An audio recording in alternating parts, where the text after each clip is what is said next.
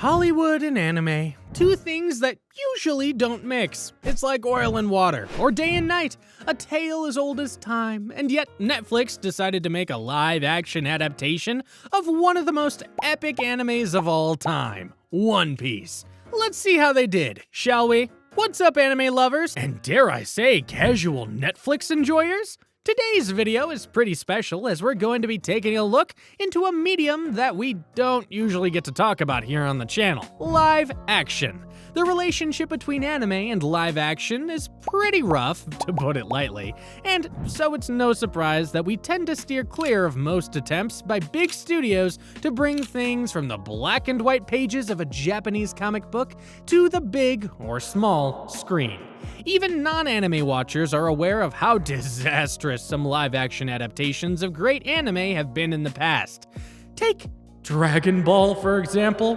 One of the most widely known and beloved franchises of all time managed to spawn a Hollywood movie that's considered one of the worst movies of all time.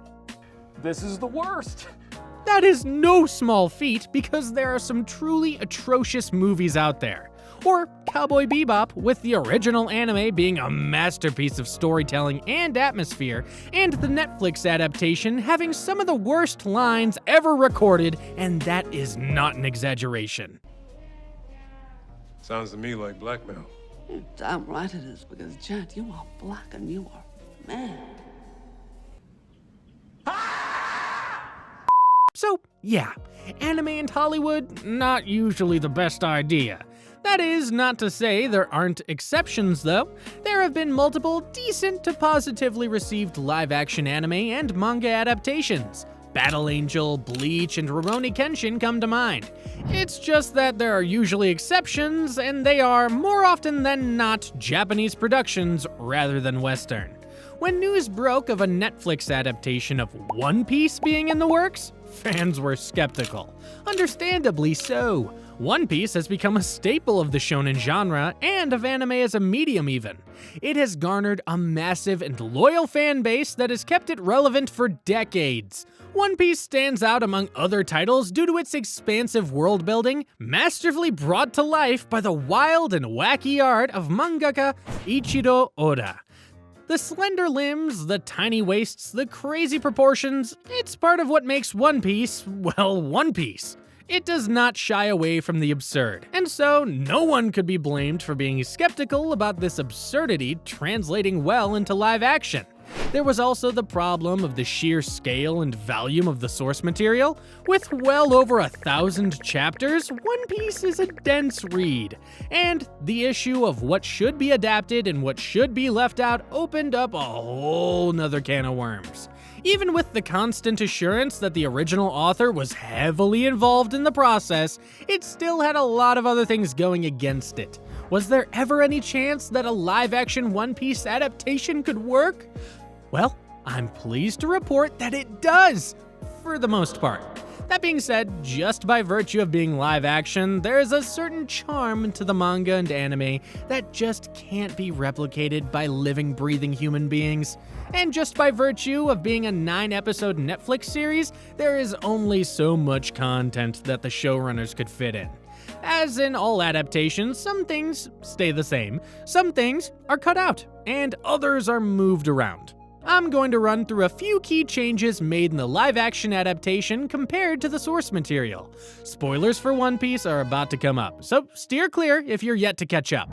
Garp's introduction is moved up in the live-action, revealing his connection to Luffy much earlier than in the manga and anime, which did that in the post-Enies Lobby arc. It was one of the best twists in the manga, and it kind of sucks that we'll lose that. Luffy's encounter with the Gomu Gomu no Mi devil fruit differs in the live action as well, as he eats the fruit alone after finding it in a box in the live action, instead of at the bar with Shanks and his mates in the source material. Zoro's introduction scene is altered, taking place on Six Seas Island instead of Shell's Town as in the source material. However, this introduction is still pretty accurate to lore, as the scene that plays out at Six Seas Island was hinted at in the Alabasta arc of the anime and manga, but never actually shown. The events in the Orangetown arc are modified, including the omission of important characters like Mayor Boodle and changes in Buggy's character arc. Usopp's characterization in the Syrup Village arc is altered, making him less of a cowardly hero and more of a plain old scaredy cat.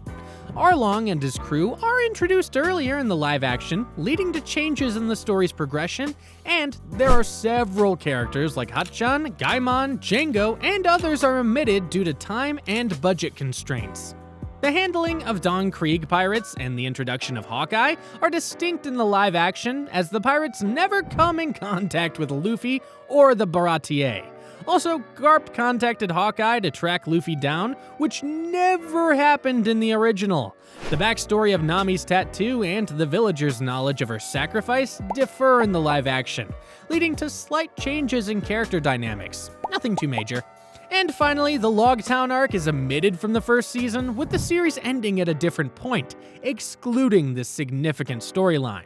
It would have been pretty cool to see the first season of the live action extended to 10 episodes to cover this arc, but oh well. Some minor world-building modifications added in the Netflix shows were pretty neat as well, like the incorporation of electricity into the One Piece world with neon lights and modern lighting fixtures and mini snail pods, similar to modern-day AirPods. How cool is that? These changes are chiefly aesthetic, but they do so much to make the live-action show stand on its own. In the end, the One Piece live-action adaptation was fairly faithful to the source material, and a good watch on its own. One of the best of its kind, actually. With how big of a hit it was, this series is bound to be the gateway to One Piece and anime in general for a lot of casual viewers, and that's a good thing. It manages to capture the essence of anime so effectively, bringing the beloved elements of the original series to life in vivid and vibrant color. The attention to detail is impressive, and it doesn't shy away from the anime-isms of the source material, such as announcing attack names, which could have easily come off as goofy. It's impressive how the adaptation manages to maintain the anime's authenticity, even in a live-action format.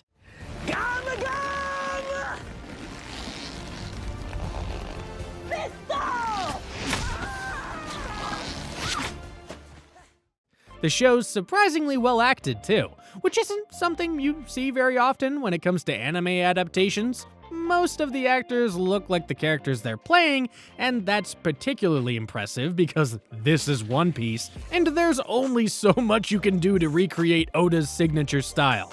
Even when they don't, the actors do their best to embody the essence of what made the characters special in the first place. The fact that these aspects don't come across as cheesy or forced is a testament to the commitment to the adaptation's unique version.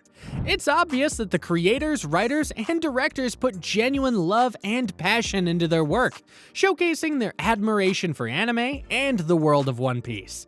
This successful execution sets a high standard for future adaptations, demonstrating the immense potential when anime is translated into live action with enough care and devotion. It's undoubtedly an exciting time for fans, and hopefully this approach will inspire other producers to follow suit and create more faithful and enjoyable adaptations in the future.